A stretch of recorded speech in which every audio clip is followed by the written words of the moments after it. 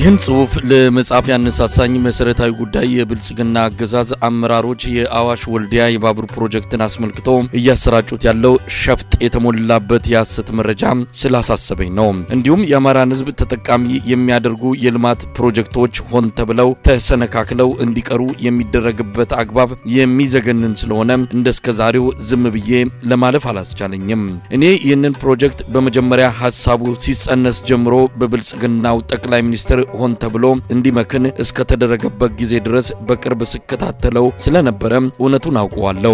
ስሜን መጥቀሱ ለጊዜው ላቆየውና እኔ ይህንን ፕሮጀክት ጨምሮ በአማራ ክልል መንግስትና በዚሁ ክልል በፌዴራል መንግስት የሚሰሩ የመንገድ፣ የባቡር፣ የኤሌክትሪክ ኃይል፣ የቴሌ፣ የመስኖና የመሳሰሉት የመሰረተ ልማት ፕሮጀክቶችን ስከታተል የነበርኩ ባለሙያ ነኝ። በነበረኝ ኃላፊነት ምክንያት የእያንዳንዱን ፕሮጀክት መረጃ በተቻለኝ መጠን ለመያዝ እሞክር ነበር።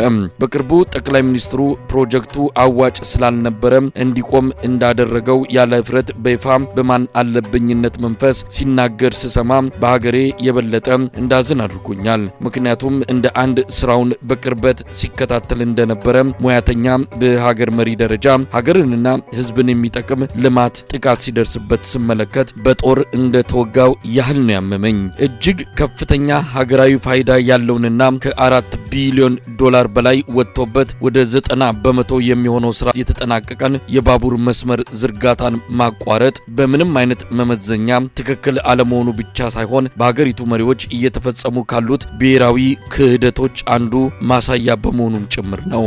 የሚገርመው ደግሞ በቅርቡ የኛዎቹ የኦዴድ ብልጽግና የአማራ ተወላጆች በወሎ ህዝብ ላይ ቀጣይነት ያለው የክህደት ድራማ እየሰሩ በማየቴ ሌላ ማድረግ ባልችል እንኳን ሐቁ ምን እንደሆነ ህዝብ ትክክለኛ መረጃ እንዲያገኝ የማውቀውን ለህዝብ መግለጽ አስፈላጊነቱን ስላመንኩበት ይህን መረጃ ለማቅረብ ተገድጃለሁ።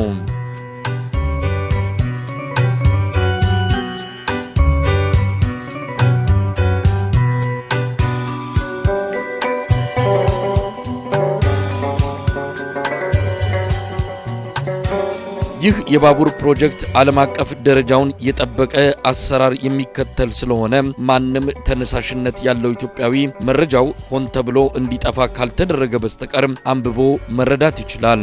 በምድር ባቡር ኮርፖሬሽን፣ በገንዘብ ሚኒስቴር፣ በአበዳሪ ተቋማት እንዲሁም በኮንትራክተሩና በአማካሪ ድርጅቱ መረጃውን ፈልጉ ማግኘት ከባድ አይመስለኝም። በተለይም ፕሮጀክቱን በወቅቱ በበላይነት ሲመሩ የነበሩ የቦርድ የማኔጅመንትና ስራውን በቅርብ ሲከታተሉ የነበሩ ሙያተኞች እውነቱን እንዲናገሩ እድሉን ቢያገኙ እኔ ከማቀርበው በላይ አሳምረው ሐቁን እንደሚያቀርቡት አልጠራጠርም። ዳሩ ግን በአሁኑ ወቅት ሙያተኛ የሚያውቀውን ሳይሆን ተመርጦ የተሰጠውን ብቻ ነው እንዲናገር የሚደረገው። እውነቱን ልንገራችሁ፣ የዚህ ፕሮጀክት እንዲቋረጥ ያደረገው የፕሮጀክቱ አዋጭነት አለመኖር አይደለም፣ በፍጹም የፋይናንስ እጥረትም አይደለም። በተለይ ከአዋሽ ወልዲያ ያለው የተሟላ በጀት ነበረው። ይህንን ፕሮጀክት እንዲቋረጥ ያደረገው አብይ አህመድ በማይፈልገው አካባቢ የተገነባ በመሆኑ ነው። እንዲቋረጥና መክኖ እንዲቀር የተደረገው በኢኮኖሚ አዋጭነት ምክንያት ሳይሆን ሰውን አሰይጥኖ አውሬ ሆኖ የበላው የብሔር ተኮሩ ፖለቲካችን ነው። ሰሞኑን ይህን እንዲቋረጥና እንዲወድም የተደረገውን የባቡር ፕሮጀክት የምርጫ መቀስቀሻ ለማድረግ እየዳከሩ ያሉት የኛዎቹ የኦህዴድ ብልጽግና ወኪሎቹ እውነቱን አተውት ሳይሆን ወይ በህዝብ በየመድረኩ የተነሳለውን ጥያቄ በብልጽግና ሀገር የማስተዳደሪያ ዘዴ መሰረት እንዲያታልሉ ሆን ተብሎ የተሰራ ድራማ ነው፣ ወይም ደግሞ በራሳቸው ተነሳሽነት ለወሎ ህዝብ እያሳዩት ያለው የክህደት ጥግ ነው። ለነገሩ አድርጉ ተብለው ሳይታዘዙ ይህንን የመሰለ ሸፍጥ የሚሞክሩት አይመስለኝም። ይህ አጠቃላይ ሁኔታ እንዳለ ሆኖ ስለ ፕሮጀክቱ የማውቀውን ያህል ወደ ማብራራቱ ገባለሁ።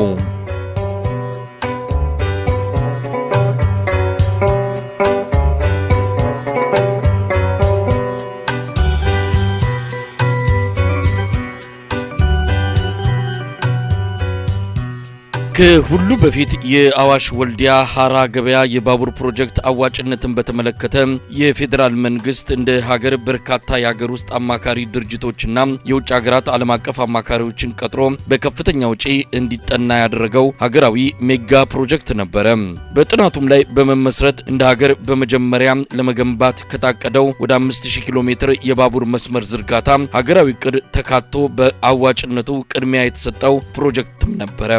በአቶ መለስ ዜናዊ የጠቅላይ ሚኒስትርነት ዘመን በሀገር ደረጃ ከታቀደውና ብድር ከተጠየቀለት ጠቅላላ 5000 ኪሎ ሜትር የባቡር መስመር ፕሮጀክት ውስጥ አበዳሪ ድርጅቶቹ በአዋጭነቱ አምነው ብድር የተፈቀደለት ይህ የአዋሽ ወልዲያ የባቡር መስመር ዝርጋታ ነበረ።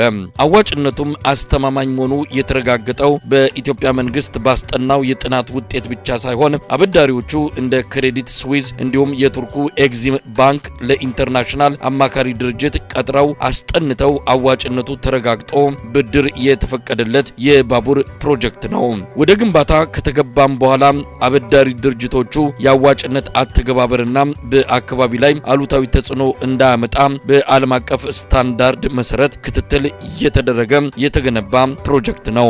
የአዋሽ ኮምቦልቻ ሐራ ገበያ የባቡር ፕሮጀክት በአገሪቱ እንዲገነቡ ከታቀዱት የባቡር መስመሮች ልዩ የሚያደርገውና አበዳሪዎቹ ልዩ ትኩረት እንዲሰጡበት ያደረጋቸው ዋነኛ ምክንያት የውስጣዊና የውጫዊ የትስስር ጥንካሬው ነበረ። በውስጣዊ ትስስሩ በርካታ የአማራ የትግራይና የአፋር አካባቢዎችን በቀጥታ በቅርብ ከማስተሳሰሩም በላይ በውጫዊ ትስስሩ በአገሪቱ ለመዘርጋት የታሰበውን የባቡር ኔትወርክ እንደ ግንድ ሆኖ የአገሪቱን ሰሜናዊ ክፍል ከማዕከላዊ ምዕራባዊ አካባቢዎችን በማስተሳሰር ኢትዮጵያን እንደ ሀገር ከጎረቤት ሀገሮች ጋር የማያያዝ ዓላማም የነበረው መስመር በመሆኑ ጭምር ነበረ። ከወልዲያ ወረታ ሱዳን እንዲሁም ከወረታ ባህር ዳር ደብረ ማርቆስ ደጀን ከወልዲያ ሐራ ገበያ መቀሌ በቀጣይ አስመራ ምጽዋ ወደብን ማያያዝ ከወልዲያ ሐራ ገበያ አሳይታ ታጁራና አሰብ ወደቦችን ማስተሳሰርን በሩቁ ታሳቢ ያደረገ ወልዲያ ሐራ ገበያ ኮምቦልቻ አዋሽ ጅቡቲ እንዲሁም አዋሽ አዲስ አበባን አድርጎ የደቡብንና የምዕራብ የአገሪቱን አካባቢ የሚያስተሳስር ኔትወርክ ለመፍጠር የጀርባ አጥንት ሆኖ የሚያገለግል ድንቅ ፕሮጀክት ነበረ። ይህንን ፕሮጀክት አበዳሪ አካላትም ሆኑ የፌደራል መንግስት እነዚህን ትስስሮች መዝነውና ባቡሩን ተከትሎ የሚገነቡ የኢንዱስትሪ ፓርኮችን ወይም ምርቶችን ግምት አስገብቶ በመስኩ ባለሙያዎች የተካሄደው ጥናት አዋጭነት ታምኖበት ወደ ስራ በመገባቱ ያለምንም የፋይናንስ ችግር ግንባታው ወደ መጠናቀቁ ተቃርቦ የነበረ ፕሮጀክት ነው። አጀማመሩ ከዚህ በላይ በተገለጸው መሰረት ሲሆን የፕሮጀክቱን አጠቃላይ ይዘትና አፈጻጸም በተመለከተ ሐቁን ደግሞ እንደሚከተለው ለመግለጽ እወዳለሁ።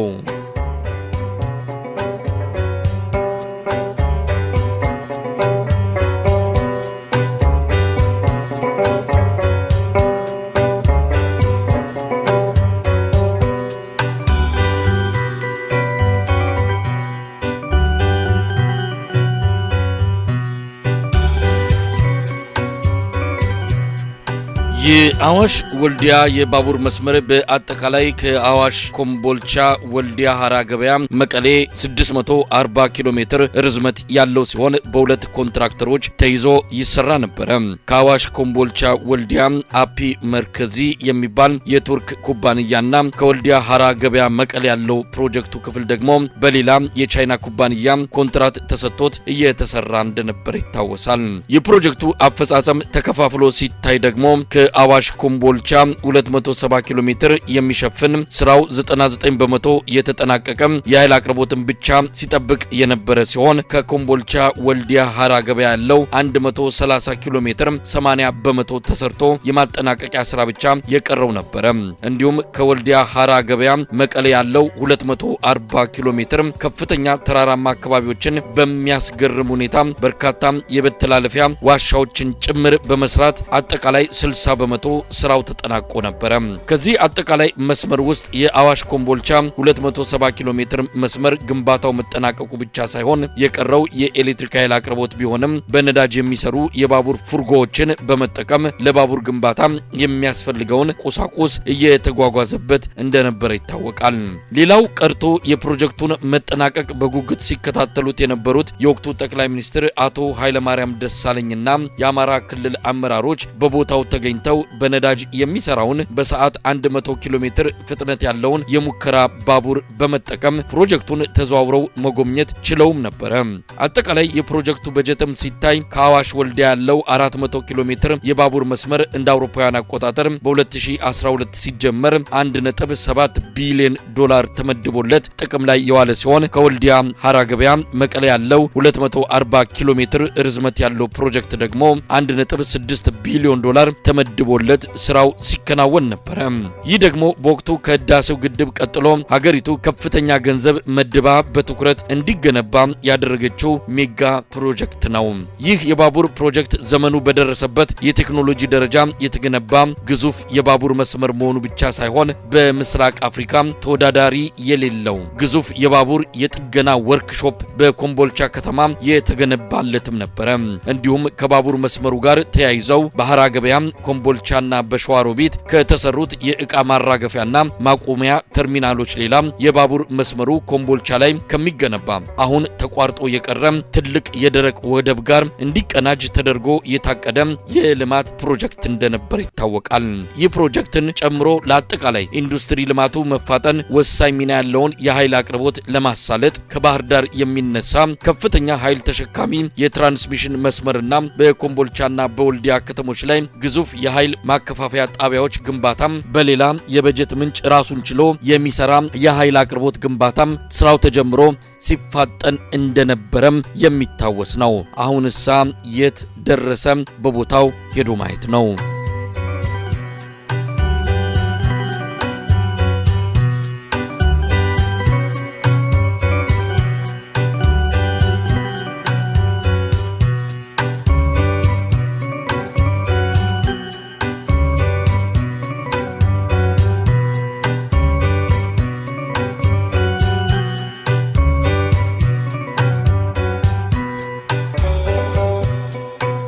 ሌላው በሀገሪቱ በ2010 ዓመተ ምህረት የመጣውን ለውጥ ተከትሎ ይህ ሀገራዊ የባቡር ፕሮጀክት የገጠመውን አስቸጋሪ ሁኔታ ወደ መግለጹ እንሸጋግራለን። በመጀመሪያ ደረጃ አብይ አህመድን ወደ ሀገር መሪነት መምጣትን ተከትሎ ለፕሮጀክቱ ይሰጠው የነበረው ሀገራዊ ትኩረት ጠፍቷል። ከሁሉም በላይ ፕሮጀክቱ ወደ ሰሜን የሀገሪቱ ክፍል የሚሰራ በመሆኑ ትግራይን ብቻ ለመጥቀም ተብሎ የታቀደ እንደሆነ ተደርጎ ጥቃት ይሰነዘርበት ነበር። በቅድሚያ ጥቃቱ ያነጣጠረው ከሐራ ገበያ መቀሌ ባለው ፕሮጀክት ላይ እንደነበረ የሚታወቅ ነው። በወቅቱ የትግራይ ነው ተብሎ የሚታመንን የልማት ፕሮጀክትን በአድሎ እንደተሰራ አድርጎ የመመልከት ፖለቲካዊ ዝንባሌ ሰፊ ስለነበርም ግልጽ የሆነ የማጥላላት ዘመቻ ይካሄድበት ነበር። የአዋሽ ወልዲያውም ቢሆን በቅርብ ጊዜ እንደተደረገው በይፋ ውግዘት ባይገጥመውም ፕሮጀክቱን የማዳከም ስራ በፌዴራል መንግስቱ ይሰራ ጀመረ። ኮንትራክተሩን በግብር አሳቦ የባንክ አካውንቱን እንዳያንቀሳቀስ ማድረግ ተገቢ ያልሆነና ኮንትራክተሩ የማይመለከተውን ግብር እንዲከፍል ጫና ማሳደር፣ ኮንትራክተሩ በስራው ላይ እየገጠሙት ያሉትን ችግሮች እንዲፈቱለት የሚያቀርባቸውን ጥያቄዎች ለማዳመጥ ፍላጎት ማጣት፣ በሰበብ አስባቡ በኮንትራክተሩ ላይ ጫና በማሳደር ተማሮ ኮንትራቱን አቋርጦ ሀገር ለቆ እንዲወጣ መግፋት፣ ኮንትራክተሩ ከአዋሽ ኮምቦልቻ ያለው 240 ኪሎ ሜትርን አጠናቆ የኤሌክትሪክ ኃይል ማቅረብ ያለበት መንግስት እንዲያቀርብለትና የፕሮጀክቱ ርክክብ እንዲደረግ ያቀረበውን ተደጋጋሚ ጥያቄ ተገቢውን መልስ ባለመስጠት ለዓመታት በማጉላላት በከፍተኛ የሀገር ሀብት የተገነባ ፕሮጀክት መክኖ እንዲቀር የነበረውን ፍላጎት በግልጽ የሚያሳይ ነበር። ይህ በፌዴራሉ መንግስት በፖለቲካዊ ምክንያት ትኩረት የተነፈገው የባቡር ፕሮጀክት እየተንገዳገደ በነበረበት ሁኔታ የሰሜን ኢትዮጵያው የእርስ በርስ ጦርነት በመከሰቱ ፕሮጀክቱ ግንባታው እንዲቋረጥ ሆነ። ንብረቱ ተዘረፈ። በጦርነቱ ተፋላሚ ወገኖች በተፈጸመበት ቀጥተኛ ዘረፋና ውድመት በእጅጉን ተጎዳ። በተለይም ከኮምቦልቻ ወልዲያ ሐራ ገበያ ያለው የፕሮጀክቱ ክፍል ከትግራይ ኃይሎች ጋር በነበረው ጦርነት እንዲዘረፍና እንዲወድም ተደርጓል። እንዲሁም በኮምቦልቻና በሸዋሮቢት የሚገኘውን የባቡር ፕሮጀክቱን ካምፖችና ከፍተኛ የተከማቸ ንብረትን ደግሞ በመንግስት ኃይሎች ከመዘረፉም በተጨማሪ በተደጋጋሚ በድሮን እንዲወድም ተደርጓል።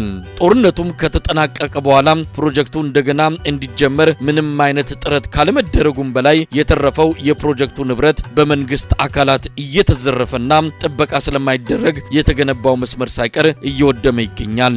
የሚገርመው ነገር በአሁኑ ወቅት በተገነባው የባቡር መስመር የተተከሉ የኮሙኒኬሽን መሳሪያዎች ተነቃቅለዋል። የተዘረጋው የኤሌክትሪክ ማስተላለፊያ መስመር ማንም ከልካይ በሌለው ሁኔታ እየተዘረፈ ይገኛል። ሌላው ቀርቶ በመሬት ላይ የተነጠፈው የባቡር ሐዲድ እየተነቀለ ይወሰዳል።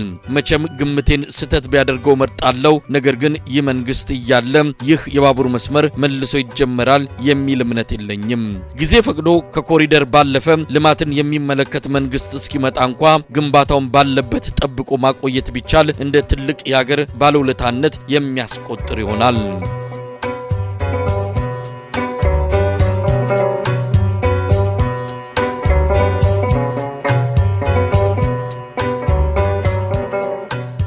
ይህ የባቡር ፕሮጀክት ሀገሪቱ ከፍተኛ በጀት መድባ ስታስገነባ የነበረና የጠቅላይ ሚኒስትር ለውጥ በመደረጉ ምክንያት ለጥቃት የተጋለጠ ቢሆንም የአካባቢው ህዝብና የክልሉ መንግስት ከፍተኛ ዋጋ የከፈሉበት ፕሮጀክትም ነው። ከአዋሽ ኮምቦልቻ ወልዲያ ባለው መስመር ብቻ ለፕሮጀክቱ ቅድሚያ ለመስጠት ሲባል ከ10 ሺህ በላይ አርሶ አደሮች በመጠነኛ ካሳ ተፈናቅለዋል። የባቡር ፕሮጀክቱ በሚያልፍባቸው የቃሉ የተሆለድሬ ወረዳዎችና በኮምቦልቻ ከተማ ግንባታው በሚካሄድበትና የግንባታው ግብአት በሚወጣባቸው የኳሪ ሳይቶች ከ30 ሺህ በላይ አስክሬን ተለቅሞ የወጣባቸውን የመቃብር ቦታዎች ህብረተሰቡ ፈቅዶ ወደ ሌላ ቦታ እንዲዛወር ተደርጓል። ለፕሮጀክቱ ግንባታ ሲባል በአፋርና በአማራ ክልሎች በሺዎች የሚቆጠር ሄክታር ለምና የመስኖ መሬታቸውን አርሶ አደሮች እንዲለቁ ተደርገዋል። ፕሮጀክቱ በሚካሄድበት ወቅት የነበረው የገጠር መሬት የካሳ አከፋፈል በጣም ዝቅተኛ ቢሆንም ወደ 1.8 ቢሊዮን ብር ለአርሶ አደሮችና ለሌሎች ባለንብረቶች ተከፋፍሏል ቢባልም እስካሁን ካሳ ያልተከፈላቸው ከ6700 በላይ አርሶ አደሮች ሰሚ አጥተው ሰሚ እስከሚያገኙ እየተጠባበቁ እንዳሉ የሚታወቅ ነው። በፕሮጀክቱ ከፍተኛ ተስፋ አሳድሮ የነበረው የአካባቢው ህብረተሰብም ሰሚ አግኝቶ የዚህን ሀገራዊ ፕሮጀክት እንደገና እንዲጀመር መድረኮች በተከፈቱ ቁጥር ጥያቄውን እያነሳ መልስ የሚያገኝበትን ጊዜ እየጠበቀ ይገኛል።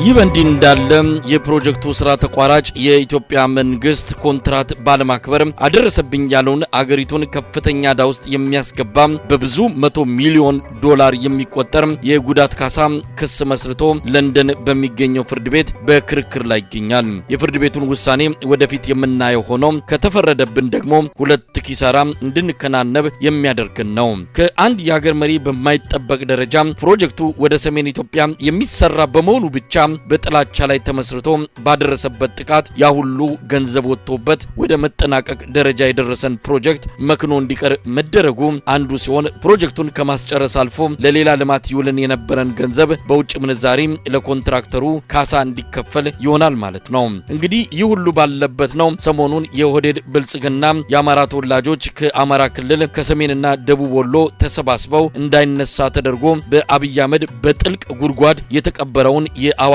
ኮምቦልቻ ወልዲያ የባቡር ፕሮጀክትን አስጀመርም ብለው በወሎ ህዝብ ላይ የክህደት ድራማቸውን ሲተውኑ የተመለከትናቸው ያለ ፍረት አይናቸውን በጨው አጥበው አለቃቸው ስለማያዋጣ አቋረጥ ነው ብሎ በግልጽ የተናገረለትን በጀት ሳይመደብ ኮንትራክተርና አማካሪ ሳይኖረው እንዲሁም እነሱም በሌላቸው ስልጣን የመዋሸትና ህዝብን የማደናገር ሱሳቸውን ለመወጣት ሲሉ መልሰን ፕሮጀክቱን እንደገና አስጀመር ነው ብለው በወሎ ህዝብ ላይ ሲያላግጡበት ተመለከትን። ክህደትም ቅጥፈትም ልክ ካለው ፍርዱን ለጊዜው እንተዋው። በዚህ አጋጣሚ የሚዲያ ሰዎች፣ ተመራማሪዎች፣ ለአካባቢው እንቆረቆራለን የምትሉ የፖለቲካ ሰዎችና የመስኩ ባለሙያዎች ቀረብ ብላችሁ ህዝቡን አናግሩት። በፕሮጀክቱ ሲሳተፉ ከነበሩ ባለሙያዎች ጋርም ተወያዩ። መረጃዎችን ከተለያዩ አካላት ምንጮችን አፈላልጋችሁ ተመልከቷቸው። እውነቱን ታገኙታላችሁ። በእርግጠኝነት ሀገራችንን የገጠማት አስቸጋሪ ፖለቲካ ይህ ፕሮጀክት አንድ ተጨማሪ ጭማሪ ማሳያ ሆኖ ያገለግላችኋል። በመጨረሻም ታዝናላችሁ። ከጀመርኩት ላይቀር በቀጣይም ይህ መንግስት ወደ ስልጣን ከመምጣቱ በፊት በአቶ ኃይለማርያም ደሳለኝ የስልጣን ዘመንና ከዚያ በፊት ተጀምረው የነበሩ ነገር ግን በብልጽግናው ዘመን እንዲቋረጡ የተደረጉ የመንገድ፣ የኤሌክትሪክ ኃይል፣ የቴሌ፣ የትምህርት፣ የኢንዱስትሪ፣ የግብርናና ሌሎች ፕሮጀክቶችን ለማቅረብ እሞክራለሁ። ዝምታ ለበግም አልበጃት ይባል የለ። አመሰግናለሁ።